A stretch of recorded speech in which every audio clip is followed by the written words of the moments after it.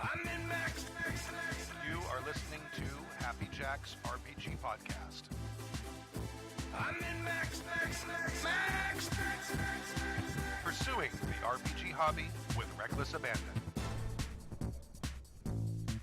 Why, hello, and welcome to Season 27, Episode 17 of Happy Jack's RPG Podcast. My name is Stu. I'm Stork. I'm Jim Ryan, and I'm not dead. And Jim Ryan is not dead! Well, Where hello, have Jim. you been, Jim? I don't know, it's been, 7 years? At least. Yeah. I think it has. I was here back in Season 11. Was it that? Did you go back and look? And see Yes, when it I was? did. We were jawing a little bit before we came on, but to be fair, I think you started this before we did. I mean, you were doing this whole podcast, Big Cast RPG thing like a year or two before we did. Yeah, just a little bit. I remember getting an email from you folks initially with like a sort of a stinger for the beginning of the Great Debate, and I was like, oh, cool! This looks like an interesting show, and then I sort of burned out after episode 50. It's hard to believe that we're still here 10 years later. It's over a freaking decade, man. That's insane. It is. And awesome. Hi. I know, right? It has to do with the amount of work that has to go into it. I'll tell you that. Because I remember your show, you did a lot of editing, and there was a lot of post-production. I could tell by listening to your show that you had a lot of post-production in it. You would even cut out gaps between words. Yeah, I cut out every and because I couldn't stop myself in the editing process. I just kept looking and hearing it over and over, and I couldn't stand any tiniest imperfection in my own voice, and so I had to keep cutting and cutting and cutting. And I think I'm a tiny bit better about it now, but it's hard. It's hard to let go. Well, you're streaming APs now, right? Yeah. I've got a Twitch channel that I am doing. I'm on a little bit of a hiatus from the RPG stuff right this second, but probably in December we're going to kick back up again, doing some stuff. But yeah, mostly just was doing a bunch of one shots, and we've been doing a campaign of Dark Matter, the Mage Hand Press Dark Matter, not the Alternity Dark Matter. And there'll be other stuff coming. Yeah, a little bit. It's all been pretty much the stuff other than core D&D. Not out of any hatred of D&D itself or anything like that, but mostly just because I'm interested in a bunch of other things, and my attention is all over the place, and I want to basically play every single RPG there is out there before I die. And there are so many these days. I mean, when we started 10 years ago, there was, I'm going to say, around 30 or 40, really. And now it's like, there are so many, even small ones, big ones. It's amazing. Oh, I mean, as soon as everything became electronic publishing, the barrier to entry into coming out with your own role-playing game disappeared. Yeah. I mean, Drive-Thru RPG, I remember when it was a novelty and it was like, oh, look at these cool little supplements. And now you get on it and you're so overwhelmed and there's so much stuff, which is great. There's a lot of options, a lot of choices. But, I mean, I'm using that as sort of an example of how many RPGs are out there these days and how many people are gaming, which is awesome. It's great for the hobby. But, for those of us with analysis paralysis, you're like, oh my god, I want to learn a science fiction. Of these 70 science fiction games here, which one do I want to use? I ended up doing a spreadsheet up for my channel, and it is so long. So many names. Such a long list on there. It's too much. I will never get to them all. All right. In this episode of Happy Jack's RPG Podcast, Dave in DC sends an email about convention GMing and a question. That will one day be relevant again. Jolene asks about clans in Vampire versus Legend of the Five Rings, and Anonymous sends us a horror story. But first, if you'd like to email us, you can email us at happyjacksrpg@gmail.com. Low on emails, send them in. Please, that's our whole show. @gmail.com. We have social medias. Happy Jack's RPG, all one word, Happy Jack's RPG, on Twitter, Instagram, Are you Facebook. saying all one word as all one word? I was saying all one word. You know what I'm thinking about right now is the braised short ribs that are slow roasting in my oven right now. at 275 what are you degrees. Celebrating that you're making short ribs. They were in my refrigerator, and they go bad tomorrow. That's what I'm celebrating. I'm like, I'm not gonna. You don't live that far from me. I may have to come by for some ribs today. They're just a little. They're the little ones. The little ones about that big. I know. Not that big. Anyway, social media, Happy Jacks RPG on Twitter, Instagram, Facebook, and MeWe, and I'm back on MeWe, so I go on there a couple times a day. I'm not really posting anything, but I'm on there. And also you can watch us live at happyjacks.org/live on Saturdays at 8 p.m. a.m. morning on Saturdays. We're on Saturdays for a while. That may move again. It is going to move. I'm guessing we're probably going to go back to Fridays by the end of the next year, maybe a little sooner. I don't know. We'll have to see. It's just everybody's so busy. It's just easier. It's kind of easier because when I drive home and Friday night traffic on the way home is always a pain in the ass anyway, and it's like, so you know how it is. Now, since it's been so long since you've been on, Jim, do you want to read the first email? Sure. Okay. I shall be delighted to, sir. All right. Convention GMing and a question from Dave in DC. I'm now going to just rearrange my window real quick so that it looks like I'm looking almost at the camera, but not quite. Here we go. It's almost like you got a teleprompter. I have. He has multiple.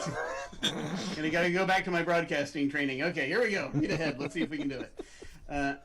Dear Stu and the rest of the Happy Jacks crew, Dave from DC here, longtime listener and first-time writer. Thank you all for the great RPG content, both actual plays and the advice show. Both types of content are welcome divisions in these days of COVID-19, which seems to not end and continue to negatively affect the ability for in-person games and conventions. Listening to your podcast over the years convinced me to start GMing games at conventions, back when we had them. I just came to the realization that if no one is willing to GM games at conventions, then there will be no games for people to play at conventions. You know, as a side note, that's the reason Stu started this podcast, is that he realized that there was a dearth of GMs, and he realized that if there's no one to GM, there's no games to be run. That's right. Et cetera, et cetera. So that's really what you're bringing up right there is the real reason that Stu started this 10 years ago. Or more. 11. You gotta have the asses in the seats in order to actually do anything. Right, absolutely. Amen. I run games, he continues, under the general theme of Marvel's Agents of S.H.I.E.L.D. at my local convention, 1D4Con, and at Origins and Gen Con. Based more on the comics, I find that it easily helps sell the game to potential players since many are interested in Marvel Comics as an IP, and even if only familiar with the movies, they know what a S.H.I.E.L.D. agent is, what they will probably be expected to do during the game. It also lets me mix up the type of mission the agents are assigned over the years, such as tactical, investigative, or espionage, and mix in more or less superpowers for the adversaries or player characters. It seems to have worked well, as the games keep booking up with players wanting more sessions and coming back in subsequent years. Always a good sign. It is with it's good. I'm just thinking about the TV show, and I'm starting to think. So does this mean that the premise for the game changes every single year? Well, you know, it's actually really smart because it allows him to do a variety of different types of games and still use the same structure. I kind of have the same thing with my convention game that I haven't run in a long time called the Freak Show, where it's the same cast of characters and I just rerun them into different scenarios, and it's really smart. It also his idea just using a S.H.I.E.L.D. agent. You don't have to be a Marvel's nerd boy to know what a S.H.I.E.L.D. agent is. Everybody now has at least a passing idea of like, oh, okay, got it. It's really smart. So a lot of the groundwork is already laid. You don't have to spend any time at backstory. You can just jump right in. It's cool. It's a great idea. Yeah, and actually, no, I like it. I even actually liked that format for the TV show. That's why I watched it all the way to the end. But yeah, it's a neat thing. It's a very neat thing.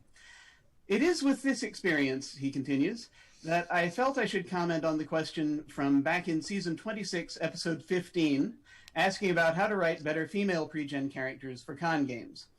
Just like Stu and the group's response at the time, I fully agree you should not write male and female characters. Just write a pre-gen for the role you need in the game and don't assign a gender. I write my pre-gens for specific roles, team leader, medic, computer specialist, etc., but the characters only have a last name. The players decide on the first name and gender. Since I run using Savage Worlds, yay, I have enough miniatures to have male or female agents minis for all the player characters as needed. I decided on this method from the beginning of my decision to start convention GMing because most of my home gaming group and convention posse is about half women. The hobby is growing with more and more women playing compared to the old days when only High Gygaxian was spoken. It just makes sense to write characters that are roles and let the players pick the characters' genders. So to restate the advice for new convention GMs, write pre-gens that are roles, not genders, and it works out just fine. I actually do this for my con games. What I'll do is it's like I'll usually do a thing where I'll give them two first names, two different first names for the player to choose from if they want to choose one, or I'll try to pick a gender-neutral name. And I'll just tell them all the time, you can feel free to change the name into something else if there's nothing there that you want. And let them be whatever gender they want to be. Right. So I do that a lot myself. I like. I've gotten to the point now where I even like leaving like personality traits to the players as well, and just basically just give them a block of stats and say everything else about the character you kind of figure it out yourself. Yeah, it also gives them a little more ownership. Yeah. Yeah. No, I try to be vague. Basically, sometimes I'll throw in things that are like vague backstories, but I try to let the players pick key things as best as they can, because that way they can actually. In some systems, I'm thinking specific Savage Worlds and GURPS. The problem is that the stuff in their backstory, which is their flaws and stuff, actually affects the points that they have to buy powers. So you kind of have to come up with some of that stuff ahead of time. Like, for example, in the Freak Show, there's a Russian sailor who one of his disabilities is illiterate. You know, he doesn't read English. He can barely speak it. He speaks it, but he can't read it. So he's got the illiterate flaw because that gives him points for his buy-in. So that had to be, and it informs the character because it's a flaw. So, yeah, you can't always do it depending on your system. Yeah, and that's true. He's using Savage Worlds, and that's true of Savage Worlds as well. That you've got the edges and hindrances where you have to kind of pick out some stuff ahead of time with it. But I think anywhere where it's sometimes if I'll need a hindrance where it lets you pick sort of the specific detail of it, like you're afraid of something or you have a particular sort of enemy in your backstory, I'll try to I'll have the hindrance on the sheet, but I'll let the player sort of tell me. I'll ask him, okay, who is your enemy and why do they want you? You know, that kind of deal, so that the players can kind of create their own backstory at the table as we're beginning. Yes, that's great. It does give them ownership, and it also gives them a chance. Because here's the other thing that solves is that people handed a character sheet don't always read the character sheet all the way through. So if you're letting them pick out some of their own flaws and stuff, it forces them to go through and read the whole character sheet all at once. So now, instead of you saying, I think you might have a power that works in this situation, they now already know. Absolutely. Anyway. Yeah, continuing. Where were we? Where am I? Oh, God. Another piece of advice for the GM new to the convention GMing is to only run a single game. You can run multiple sessions of the same game if need be. I find this helps first with your prep work. You only need to prep a single game. Offering multiple sessions of the same game lets more players have the opportunity to play. There are limited game slots at any convention, and often players have to choose between conflicting games. Offering your game several times gives players more opportunity to play in it and avoid conflicts. Finally, I found that running the same game several times over a convention is interesting for the GM, as different groups often play the game much differently, and it gives the GM insight into the differing play styles and problem-solving methods of different players and groups when confronted with an identical scenario. I think I did that once. I think Dave and I ran the same game twice, and it was amazing. The completely different feels. Even though it's exactly the same scenario, it's like it was completely different games, and it had to do with player choices and player personalities. It was you think there'd be some similarity, and it really wasn't. It's like if I had a dialogue of what happened in the game, you wouldn't know that they were the same game. Yeah, something that I kind of do. I did once run the same scenario twice at a con, and they came out vastly different, and that was freaking awesome. But the trick that I use nowadays, though, is what I'll do is I try to cut down on prep time. Is I'll only have one game per con that I actually have to prep for.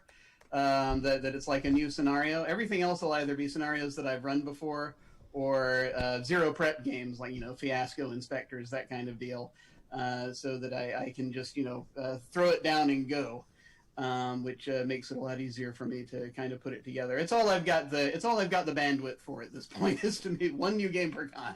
I only just run the one game all the time. I think, because I tend to be prop heavy too. I put all my energy into making little props and stuff, and so that way, when I run the one game, I don't have to. I'm not worried about 8 different props for 8 different games, and I'm lazy, like you say. It cuts down on prep. Absolutely. Hey, all about the lazy GMs. All about the lazy GMs. Efficient. I'm more efficient. Yes. Efficient. Sorry. Yes. All right. Let's see. Shall I continue? Yeah, go ahead. All right. Let's see here. So after giving my 2 cents on convention GMing, I am going to ask for help with a home game. After the success of the convention games, my home game group has expressed interest in running a long-term Shield game. I think it works as a setup for a home game, a group of agents with several episodic missions or cases to work, much like the standard police procedural TV show works with a case of the week. If that format didn't work, shows like NCIS and CSI wouldn't run for decades with multiple spin-offs, and it is adaptable to RPGs. Now my issue. While planning on a case of the week format, I also wanted to weave in a longer-term mystery for the players to solve. I was thinking of borrowing from the Terminator and 12 Monkeys movie and TV franchises.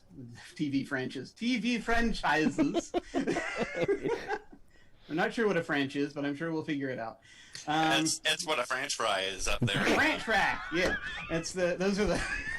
I think he's one of them French. It's an Appalachian pomfret. No, anyway, I'm going to be assassinated the moment I get off this podcast by my friends in the mountains. I was thinking of borrowing from the Terminator and 12 Monkeys movie and TV franchises. That is, there is some impending apocalypse and the characters receive information and evidence from the future and need to investigate and act on it to try and stop the catastrophe from happening. Now my problem, both examples have characters from the future come back in time. If I have that happen in the game and the character is a PC, it would seem that player really has too much information and will overshadow the other PCs. If I make the character an NPC, I am worried about it ultimately becoming the dreaded GMPC because the same reasons. Yeah. Any suggestions? Thanks for all the great content over the years and keep gaming and have fun. Dave in Washington, D.C. P.S. Have a drink and toast to a future when we can get back to in-person games and conventions. Hear, hear. Oh. Yes, the dreaded GMPC. You don't want that.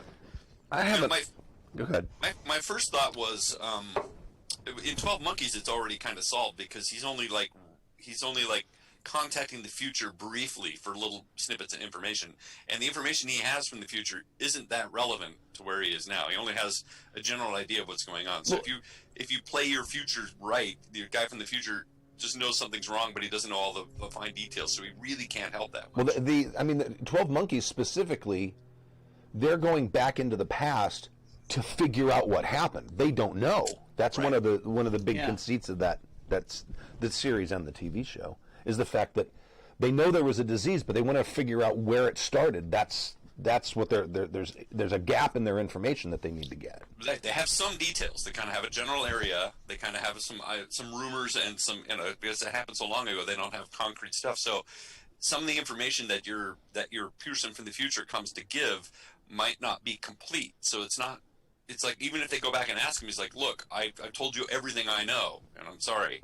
And their information I have. Their time travel tech is shitty.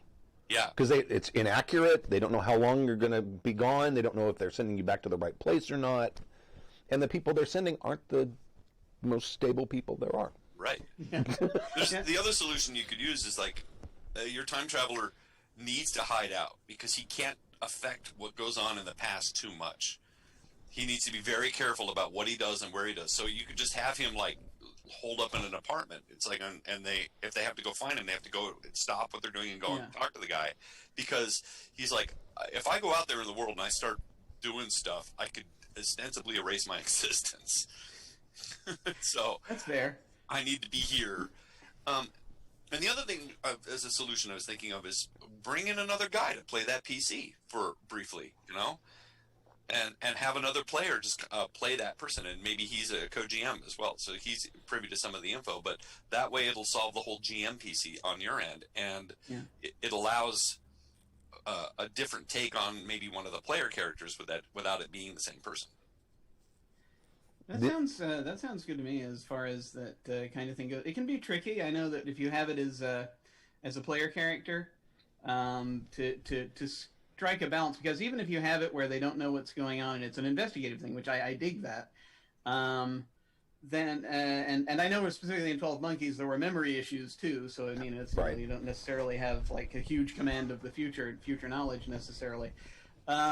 The thing is, it can be hard for that PC, hard to strike a balance where that PC is not going to become like team leader, sort of by default, as it's like, if they sort of always are leaning on this is in the future, we have to do this, and sort of it's always good to inject a certain sense of urgency, but sometimes if it's all coming from one player, that can sometimes get a little tricky. So I feel like you have to be careful with that. I like the idea of having just as an NPC that's only there part of the time, they can only provide information, can't go out, or like someone in the chat is saying here, that just have the messenger from the future die from wounds already received as they get the info. Yeah. The other thing is that in both Terminator and 12 Monkeys, the people get sent back in the past, but they don't really have a plan. They have to sort of make it up as they go. They have information a little bit. I mean, the Terminator knows that he has to kill John Connor. He doesn't know where he is, doesn't know what he looks like. He only has a vague idea of what's going on, right? And the same with 12 Monkeys. He sent him back, and he knows that the disease outbreak started in this city, but they don't know who had it, how it happened, all that stuff. So even if your time traveler comes back, you can make them not really have a plan. So they're not even that powerful. It's not like we need to go do this thing because of reasons. It's like, I don't know. I don't know what we're supposed to do. Here's what I know. We need to stop this, and I don't know how to do that. So your time traveler can be just as inept and not a deus machina as your players. They're just the catalyst. They're like, I need you to stop this thing that's happening. This MacGuffin is going to happen at this time, and that's all I know. Good luck. I was thinking a way to solve a lot of the kind of potential problems he's talking about is not have them be a time traveler. Rather than having the ability to allow someone to go back in time, maybe they can only communicate with people in the past. And maybe it's still a real sketchy technology. So it's like, we can send you a message backwards in time somehow. Maybe we can send something that, or we can send something that you can find, or maybe we can send back an audio file or a video file or something, or we can send data. Maybe it gets corrupted. Maybe we can only do it at certain times. Maybe everything has to be aligned right before it can happen. Whatever it is. That way you're not, because obviously the problem is if this is an NPC, it's going to be like, what do we do next, boss? We played a game.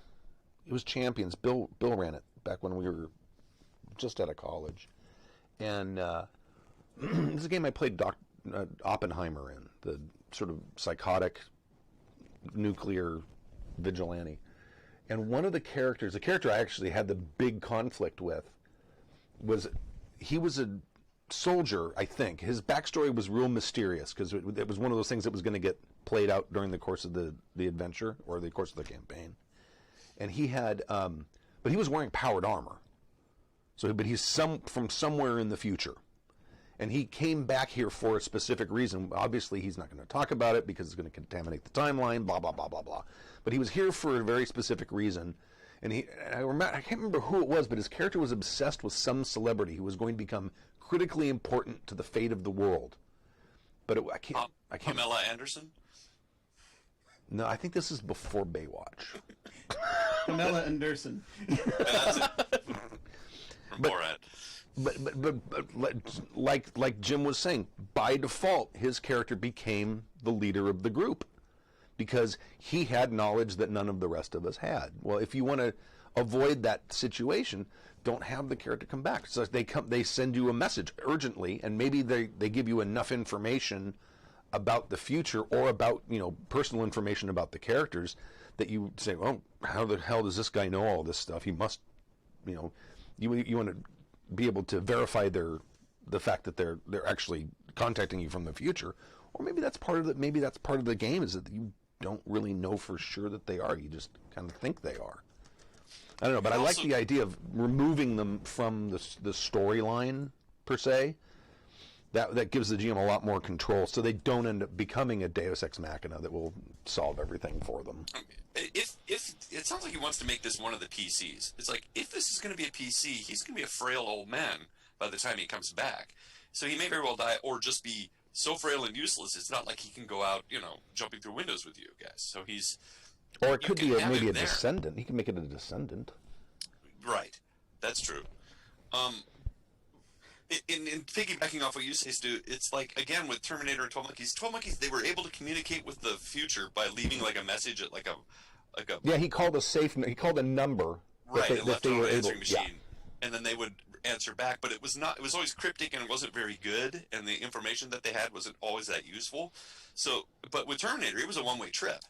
They just dropped him off, and so there was no information going back and forth. He just had a mission to accomplish, and it seems like that solves your problems in that you're not getting any new information. That your character is just there, starts the thing, and then that's the only information that they have. You don't need to worry about him coming unless that's part of your plan is to get information for the future. You don't have to worry about spoiling your game or trying to determine the outcome of your game ahead of time with information from the future, because they've dropped back with a set of ideas, and that's it. They're done, and they don't have any more information to share. Right. It's in both 12 Monkeys and Terminator and a couple other time travel games. Unless you're Doctor Who, where you can go back and forth and travel anywhere, then you're in trouble. You know what? Time travel games, you're asking for a major ass headache if you have a game that's got actual time travel that the players have access to. Yeah. That becomes an entirely different kind of game at that point. That's no longer, you're no longer playing Terminator or 12 Monkeys at that point. You're playing something completely different. Right. I was going to point out something that Stu has been doing recently in the Vampire game, in that we have a character that does premonition, and she's able to see into the future some events that are going to happen in the future. And so it forces Stu, unfortunately, to come up with possible scenario solutions that may actually happen in the situation, and he's nailed it a couple of times. Like, absolutely, but there is a way to do it without breaking the game. I mean, Sam will have a premonition of what's happening, and then Stu has to recreate that situation and get the players there. It's pretty cool. It's actually a lot easier to do than you think it is, because the players. Yeah, because it's creating a self-fulfilling prophecy. Because I mean, it's a game where everyone's contributing to the narrative. So if I say, oh, there's a scene where you see this, and it's at this sort of a place, and this thing happens, everyone's like, oh, we need to go find that place. So they make it happen. Unless it's something horrible, and then they're like, oh, we're never going to go there. I bring that up because it's a way to make your time traveler, give them information. And as you point out, Stu, the players are going to actively want to go and make that situation happen. Right, so, unless it's awful. Unless it's truly awful. So it may not be that big a deal. Yeah, it actually is. That hasn't been hard. The hard part for me is every time I've run a game where there's actual time travel in the game, it ends up becoming a freaking nightmare, because you've got people going back, because player characters. I mean, think about what player characters do in the world without time travel. They burn shit down, they torture people, they go break shit. Oh, we got evidence here, and so, let's clean up the evidence. Go get some bleach. Oh, no, what do you need bleach for? Here's some gasoline. We'll just blow it up. Right? That's what player characters do. Can you imagine what you do when you give them a time machine? What the havoc they're going to wreak? It's terrible. They're like, what? What? Paradoxes? Fuck it. Yeah, you're going to have to do the whole, I'm from an alternate timeline, a possible future. So what we do here is going to completely rewrite time, so... I mean, that's and that's always the point of why these time travelers go back to the past. They want time to change. They want things to not be the same, right? I mean, that's kind of their whole point. I've seen one or two examples of it. Kind of. There's a gumshoe game called Time Watch where I've not played it myself, but I've seen actual plays of it, and it's played for laughs. It's a comedy game, and so you literally you have basically Ben Franklin interacting with velociraptors type deal, that type of time travel game. And so that one, I think it kind of works in just for its own purpose, and the point is to just go around chaotically and be silly. I did once, years ago, I ran a short campaign decades ago that I based on Time Bandits, somewhat, where the players didn't really have much control over where they were going. They just sort of knew when the next gateway was going to open up, and so they just bounced randomly from time period to time period. And I think that kind of thing can work. But yeah, you have to if you're going to give the players control over time travel, then you have to be prepared for it to just basically be a very different thing. Yes. And I would recommend getting rid of the butterfly effect altogether, because if what the players are doing affects what happens in the future, that's when you get fucked. If you could just make whatever they do is sort of inconsequential, at least the minor things, then you're not going to paint yourself into a corner. Right. Yeah, much better to go with the shrub theory than the donut theory when you're dealing with the space-time continuum. Just have multiple branching timelines that are perfectly safe on their own. That's right. Don't make going back change anything, because that's going to open up an entire world of pain. Well, you want to be able to give them the satisfaction of changing some things, but nothing too dramatic, like you say. Well, yeah, I mean, it changes for you because you're now in this new timeline, but right. Right. You're not going to disappear. Right. All right. Good advice. Vampire the Masquerade versus... thank you, Dave, from Washington, for the email. Vampire the Masquerade versus L5R clans from Jolene. Hey, presumably Stu and the presumable crew. Jolene, formerly known as Joe Crack, here from the Discord, though not active in past years. I have a question, or maybe just an observation, based on an email on command structure in games. So, I discovered y'all through your initial games of Legend of the Five Rings, and I believe, over the years, I recall Stu saying how he either can't fathom running a game where all the PCs come from different clans, or just hasn't done it, or maybe thinks it would be more difficult.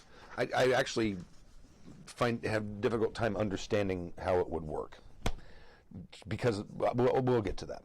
I'm just pretty sure it hasn't really happened in all the L5R games run, but I could be wrong. Now, I've never played Vampire. I have no interest in World of Darkness, and I know you played it, but sorry, didn't listen. Just don't care that much about the setting. So, were all the vampires in that game from the same clan? Because from what little I know about one game and what I know about the other, both games seem to have similar premises in that regard. I could be wildly wrong.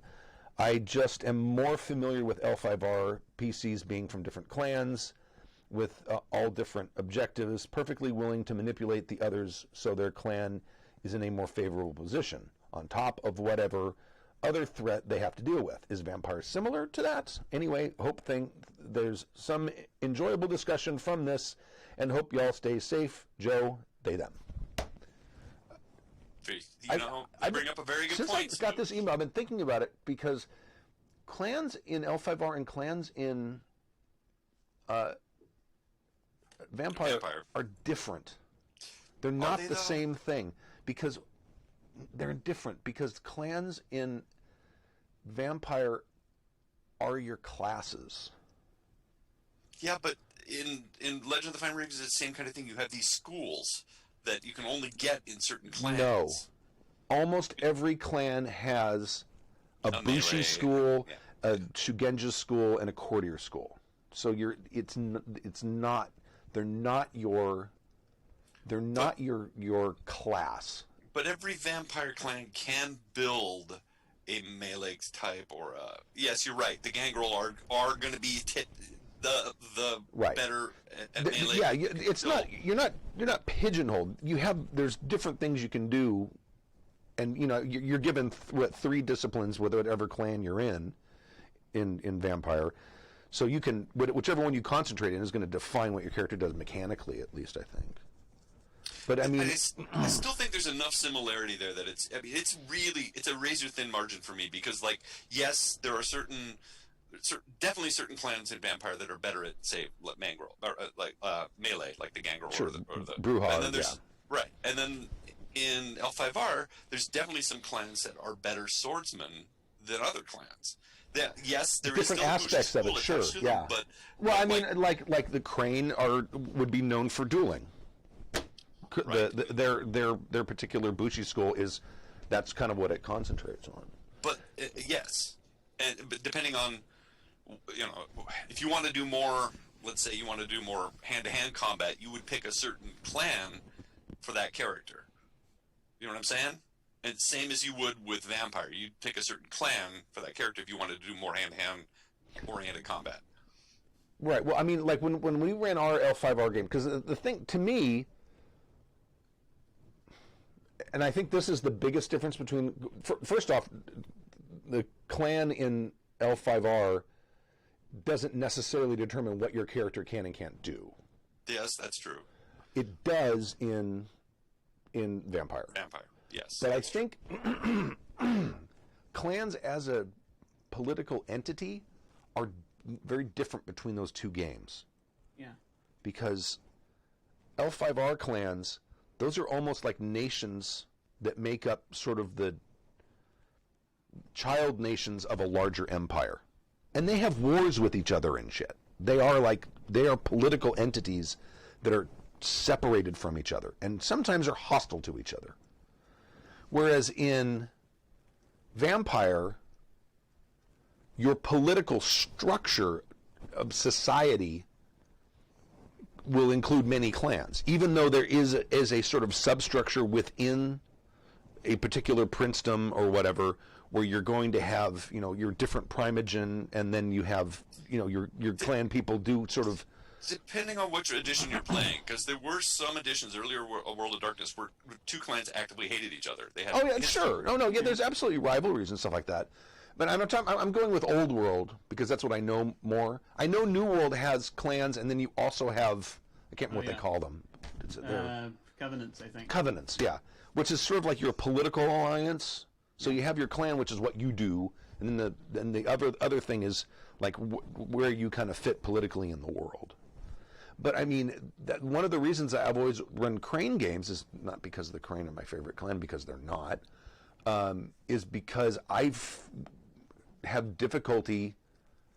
It's almost like if you were going to have a D&D party where you're going to have, okay, I want to play, a human cleric, I want to play an elf wizard, I'm going to play a halfling thief. Oh, and Joe over here wants to play, a chaotic evil bugbear barbarian. It's like you don't mix monsters and and characters that go into dungeons together. And that's the kind of the level of animosity I think of when I think of L5R clans. I mean, if you have a crane, well, if you have a scorpion and a crab, the chances of them getting along is very, very, very slim. See, you may not be remembering, but I remember there was a lot of clan combat or conflict within our Vampire game because of the Ventrue hate the Gangrel or look down on them. Sure. Take for example Scully the Nosferatu, who always felt picked on and always felt it was almost like clan came first for him rather than his coterie. Oh, see, I think that is more. Scully came first for him. All right, perhaps it's better. But there's a lot of games where people play clan first, coterie second. So the political machinations are more important to them than their actual group of vampires that are together. And I think you get that in L5R a lot as well. That's part of that whole court, and but it's a little less. It's a little more stylized because it's Japanese culture, so everything's much more polite than Vampire. But I still see those conflicts happening within parties because of multiple clans. I think so I played Vampire for like a decade or more, and I played Old World and New World. I have not played L5R before. I listened to your initial actual play of your initial campaign that you had. Mm-hmm. I think that the way that sort of the default assumption in Vampire is that everyone's going to be playing a different clan. By and large, for most games, you can totally play in a game where everyone's playing the same vampire clan. I've done that before, but it's. I think that the way that the different layers of society are structured in Vampire, it's you've got a little bit more immediately to worry about, since you're all in the same city interacting with each other. On these different levels, you've got also the city politics is a big deal that kind of overshadows, especially in Old World of Darkness. But this is actually kind of in both that will often take precedence over everything else. Mm-hmm. The way a lot of people play it. You can totally play a vampire game where you want to switch the emphasis up and make it very much about internal stuff to the clans, and interclan conflict is still totally a thing, even in just when you're when you've got the city politics going on. But I feel like with just from what L5R I've seen, that everything is a little more removed from each other. The clans are easier to separate out from each other in terms of just physically by distance. They have their own bases, and while you do have, say, the Tremere have a base in the city in Vampire, and everyone, each clan maybe has their own place where they hang out. Nosferatu have the sewers, etc. I think it's all much closer together. Yeah. And so you've got a much bigger level of interaction that I think you have to deal with, and so that I think is why it's more mixed up. There's more mixing between the various clans. I'm not saying there aren't differences, and you're right. Certainly with L5R, like the Crab have their own lands, but the Crabs also have a job on the wall. I remember Stu had a great. He played great Crabs, and he was like, "Well, Favorite we're going clan. to march the wall and stop the just like we always do. People suck," and and he's right. And it was a great take on the Crab. You're right. L5R, I guess you could play it that way. Vampire, you could play it that way where each clan has a large chunk of land. Maybe the Ventru control all of New York. But you're right. A lot of times it's multiple clans in the city, and they only have little pockets, little areas. And so to my mind, it's just L5R on a micro scale. It's like neighborhoods or communities or sections. Instead of having lands, you have Orange County. The Ventru control all of Orange County. That's their land, and it could be played exactly the same way. And there are differences, but to my mind, they're not that vast. I still find, like, if we were to play a vampire game where everybody's the same clan, it would be a much different game. Everybody'd be getting along better. It would be streamlined, and the focus, I think, would be much more external. How do we stop this thing? Because what happens in both games when you have different clans is the players end up fighting with each other and have different conflicting interests more than the actual plot. And Stu, we did that with L5R. We had the second version where everybody was from a different clan, and what happened? It got derailed, and I think part of that is because of clan interests. Because I remember Tyler wanted to play it was a lion that got adopted. That's right. We did the second iteration we did. You guys, well, you still crying. Yeah.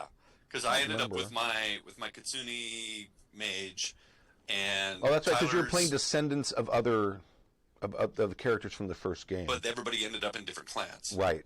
Right. And that's to me, if you're like, and I guess this is probably sort of the assumption for L5R, because it is meant to be played with all the players playing different clans, but you're usually like part of some sort of, you're working for some sort of magistrate or something, and you're working for the greater empire. Usually there's if it's meant to be a cooperative game, you've been brought together by a higher power to come in and solve a mystery or do whatever it is you're supposed to do, but you're also all representatives of your clan in that, and you're one of the reasons you're there is to bring honor to your clan, and maybe screw the other guy while you're at it. And isn't that sort of the conceit of Vampire though as well? Well, the conceit of Vampire, it's that, but less subtle, because you're all playing solitary predators. That's one of the. I mean, that's to me that's the biggest difference. You're playing monsters in Vampire. Yeah, but in broad strokes, it's still very, very similar. You've still got a lot of interclan conflict involved in both games. See, I would look at clans in L5R. If I was going to try to find an analogy in Vampire, I would look more at like Camarilla versus Sabbat versus, you know what I mean? It's that's where I see it. It's more of a they're like I mean, clans in L5R are nations. They have borders, they have their own lands, and they go and kick the shit out of each other occasionally when they get pissed off. That's one of the weird things about L5R is you have this emperor who's all powerful but can't stop the lion and the crane from going to war. Because them's love to fight. I gotta say though, also with a lot of the Vampire games that I've played in, because it varies depending on play style, but the way a lot of people do play Vampire, and the way to a certain extent later iterations of it started leaning, especially for when you do it in LARPs. Is that it's really not so much, is that by and large what an individual vampire wants is going to outweigh for them what their clan wants. It's going to be very much an I want power for me and I will do whatever I must to get it type deal. Yep. And so that doesn't necessarily always mean you do what's in the best interest of your clan, and sort of acting with them. It's really more about I need to continue feeding, I need to attain control over these other people so that I may become more powerful. Right. The I want to be prince of the city one day type deal. It's kind of it can be a really major overpowering thing for some players. and so Vampire to an extent eventually got built to handle, I think, or to try to. They tried to build Vampire to handle the that more kind of inter-character conflict type deal. Whether that was successful or not, I can't really comment because I've seen it done well and I've seen it done poorly. So. Well, Stu nailed it. I mean, vampires are solitary predators, so it's like you've got a whole group of cats. Each one of them has its own interest, its own self-interest that comes first, and then after that, there's just the rest of the coterie. Yeah, I mean, sometimes they'll all sit on the couch and behave. Yeah. Other times, one will be sitting on the couch, and the other one will walk up and they'll start hissing at each other. Yeah, exactly. Solitary predators. And you can't tell why. You don't know why. They know why, but you don't know. You're going to sit in a room together for an hour and stare at each other. It's just basically how it goes. Really a vampire game right there. That's how I imagine the vampire LARPs to work. That's how a lot of them do. I played Vampire the Staring. Vaclin23 in the chat room says, I've always played it at the Emperor, he's talking about L5R, doesn't want to stop them from fighting, talking about the clans warring with each other, keep the clans busy squabbling among themselves, and they don't turn their attention to the throne. Right. Also, the reason maybe the Scorpion clan even exists. And again, is to be the foil. Vampire game, same kind of thing. If the clans are busy fighting amongst themselves and busy with their own internal conflicts, they're not worried about overthrowing and taking over the. So you just came up with an amazing way to run a vampire game using the L5R politics. And so that takes me back to what I'm saying. The prince is the emperor. In broad strokes, sure, you can run them. You can run them any way you want. I'm just talking about kind of what I think the assumption is. So, all right. Any more on that one? Are we done with that one? I don't know. There's a dead horse here. I think we've. It is. Okay. We kicked the shit out of it. A horror story from Anonymous. You want to read that one, Stuart? Hey, Happy Jackers, an anonymous listener writing in with a tale of tabletop terror. There needs to be some theme music to that one. That was awesome. Let's see what I got. I think I have an ominous laugh. Do you have like the tale of tabletop terror? You have pipe organs. I don't. Can you guys hear the There it soundboard? is. Yeah. You good? Okay. I heard that. Yeah. Oh wait, hold on. All right, I'll say it again, and then you hit the button. Here we go. Hey, Happy Jacks. Hey, Happy Jackers. An anonymous listener writing in with a tale of tabletop terror. See, that's solid radio right there. About a year ago, I was playing in a D&D 5th edition game, horrifying in itself, I know, with my regular gaming group. This group consisted of my roommate as the GM and a group of mutual friends and acquaintances, as well as our newest player, who we will call Torquemada, for reasons that will become apparent.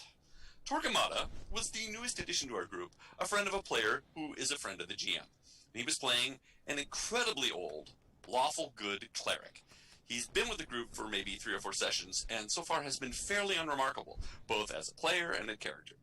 That changed when the party captured a scout. Oh, guess what? Invading Empire hold on a in second. the wilds after killing the rest of the scout's advanced party. Guess what? I just looked up. Who's Torquemada? Oh, you had to go look it up. Yeah, the Inquisition. Tomas show the Inquisition. Tomas Here we de go, Torquemada. Right? Hey, Torquemada, what do you say?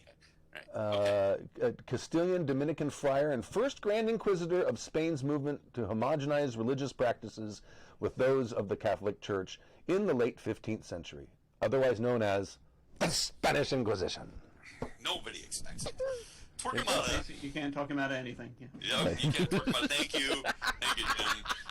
At least you know your Hallmark movies. I appreciate that. Torquemada decides we need to get information out of the scout. Okay, we all know. We've all had to have even done this. I regret to say. The rest of the party figures that sure, why not get an idea of what the invader is up to? That's when things start to go very, very wrong. Torquemada starts by casting the spell Zone of Truth, which didn't exist back when we were playing D&D, I don't think, because otherwise I would have used it all the time. I've never heard of it. Which means that the prisoner cannot intentionally lie after a failed save, and the caster knows if the subject passed or failed.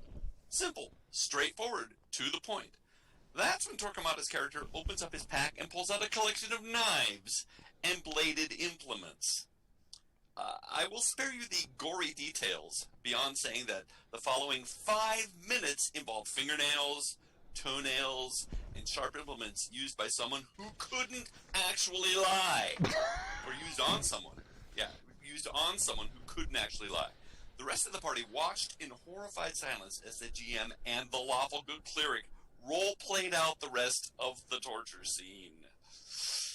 Of the 6 players at the table, at least half of us would have slapped the X card if they'd known they existed or had been present. But alas, that was not the case. The session derailed afterwards, and the group expressed extreme discomfort with the proceedings and utter bewilderment as to why a servant of a lawful good deity was going about doing unspeakable things to people's phalanges. Torquemada saw no incongruity with his lawful good character taking these actions. He's the bad guy. This is how we keep them from doing bad things. Regardless, to say, the group and even the GM, though reluctantly, disagreed, and loss of divine power and redemption arc were eventually settled upon. The true horror story is that I stayed far beyond that incident, whether for friendship's sake or the desperation of only having one reliable gaming group breeds. I can't say. P.S. It later came to light that Torquemada scores high on the psychopathy tests, and despite the horror story of my chosen alias for him, he's actually a decent guy. He just has a hard time with empathy in certain situations. Yeah. I would love to say that I've never been in a group that didn't torture some kobold scout for information.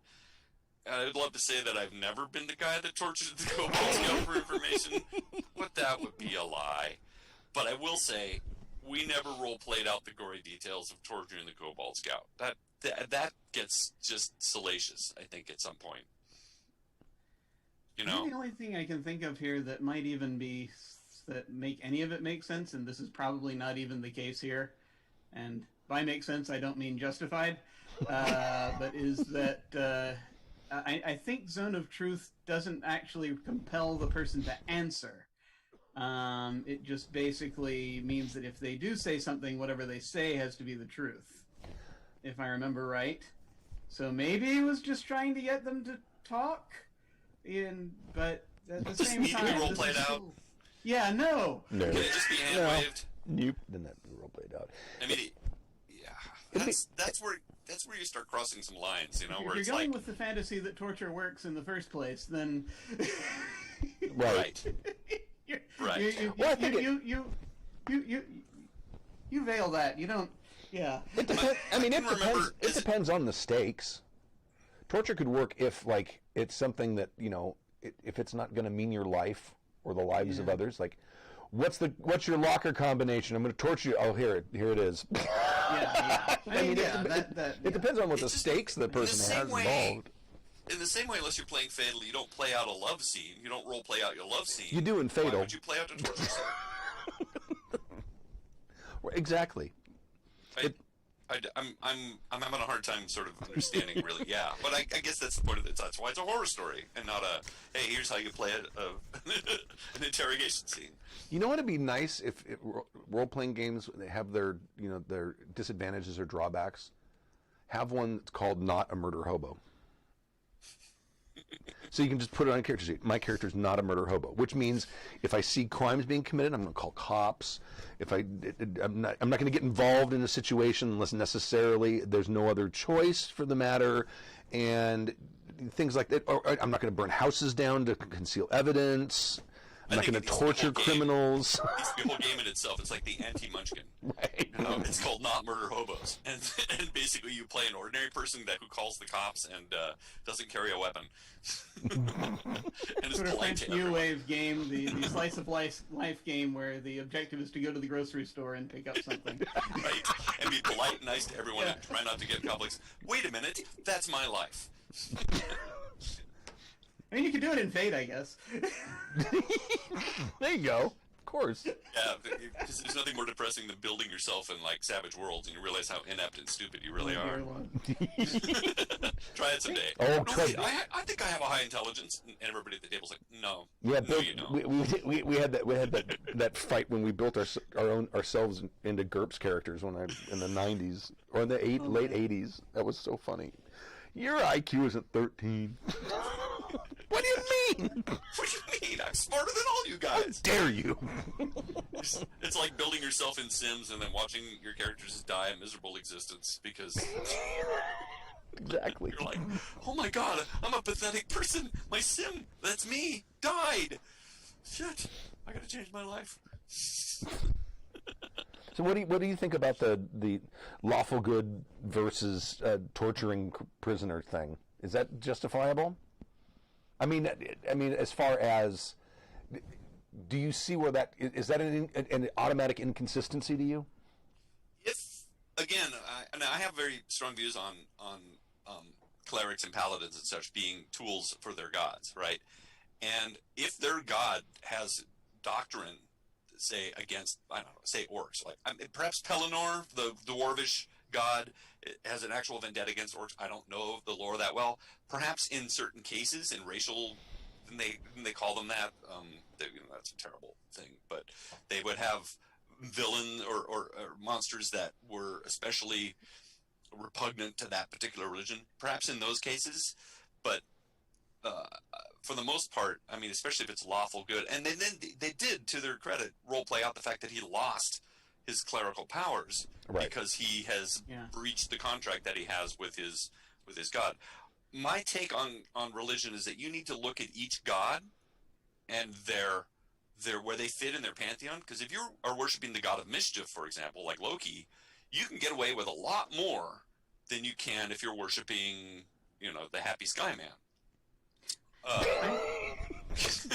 Happy Skyman isn't that? It just depends, I guess, right? Right, right. Well, I mean, if you're talking about the real one, what's making him happy, I think that's really the important. And that's the thing, right? And again, if you were to do too many nice things under a Loki worshiper, he might pull your powers. You're like, you're not creating enough chaos. You're actually going around. You cannot give food to orphans. That's not what I do. I make orphans. I don't help them out. So I'm taking your powers away till you get to be more chaotic. That's my take on people working for various gods, is that you have to actually look at the tenets of your god and follow them and be more in line to what that god's personality is like within their pantheon. Does that make sense? I kind of agree that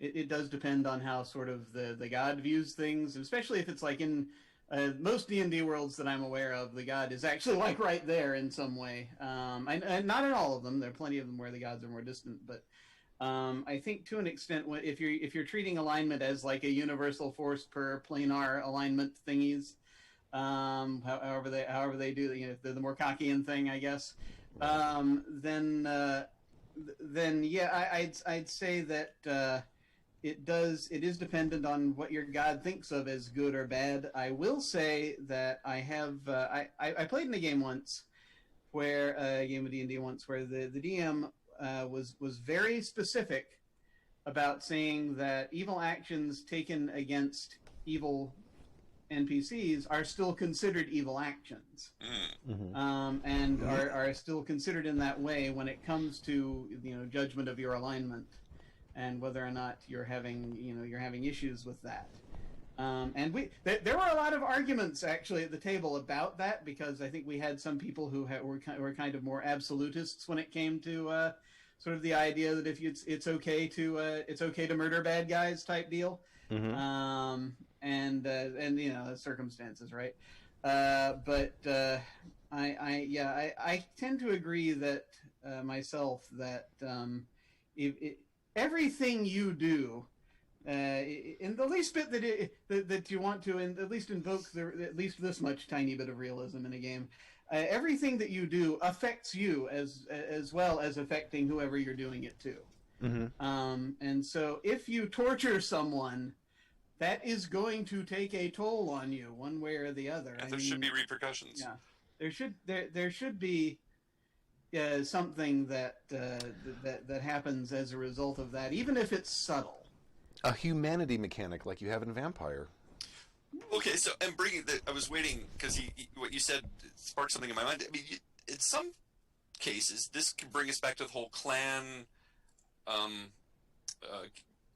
idea. In that, if your cleric of Pelennor runs into a cleric of Pellennor's arch enemy, the orc god, they're going to want to fight because they have diametrically opposed views. Their god doesn't like their god. It's a long-standing tradition. The two would actually come to blows or try to have war with each other. They're not going to get along. And they would do, because their god would say, again, remember, the god is actually granting them the powers. And is at least watching them to see, they doesn't just hand them out and ignore them.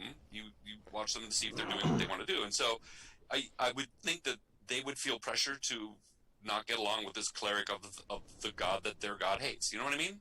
But again, that's a real kind of specific kind of case. And then you have the alignment to contend with as well. So if you're still dealing with a god who is, quote, an unlawful good god, and you're running into a chaotic evil cleric, what's the relationship there? How do you handle that? Is even though he's a chaotic evil cleric worth, does it sacrifice your lawful goodness for not turning the other cheek? I don't know. Again, that's when I start looking at the tenets of the gods. And regardless of all of that, when all is said and done, I'm still not going to role play out a torture scene. No. Good point. Yeah, I'd probably X card or N card it as soon as that started coming out. As soon as someone started describing that. Exactly. That's the egregious part right there. Yeah, I don't think I've ever done that. I mean, there have been things that I'm going to torture them until I get the answer I need.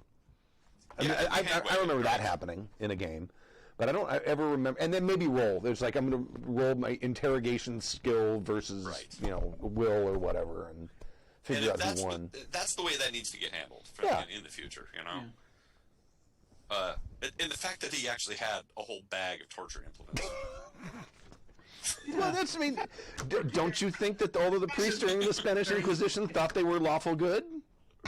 That's kind of my point in asking that. I completely get that, and everybody thinks what they're doing is right, and a lot of terrible things have been done in the name of good ideas, or whatever. It's a sliding scale, but boy, that's a slippery slope. Do you really want to start introducing that into your games? And if you do you really want to role play every one of those encounters out? No. Right. Please don't. All right. That is it. Thank you, Anonymous. big fan of your many works. Yeah, I love a lot of his music. All right, I'm going to go ahead and call it. Where's my... Oh, can I play that anymore? Yeah. Speaking of anonymous. There's been so many different things that have been happening online with regard to copyright and Twitch. Well, and YouTube, yeah. I'm going to play it. This might be the only time. Sorry? I'm just saying, since you're playing it now, this might be the only time people get a chance to see the episode before the copyright pulls it down. Thank you for joining us, Season 27, Episode 17 of Happy Jack's RPG Podcast. My name is Stu. Stork. Jim. And thank you very much. We'll see you next week, Saturday at 11 a.m. Pacific Time, happyjacks.org/live. Until then, stay safe. Thanks, guys. Farewell.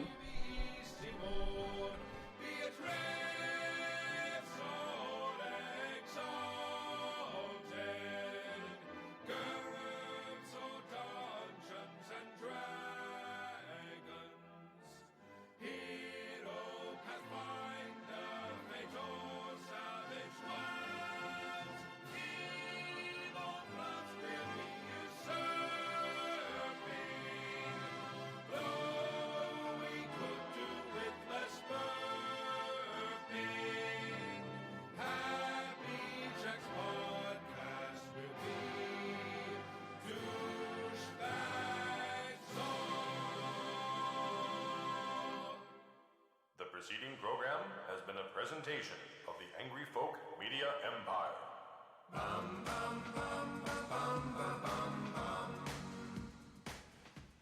Why problem make when you no problem have you don't want to make? Welcome to Costco. I love you.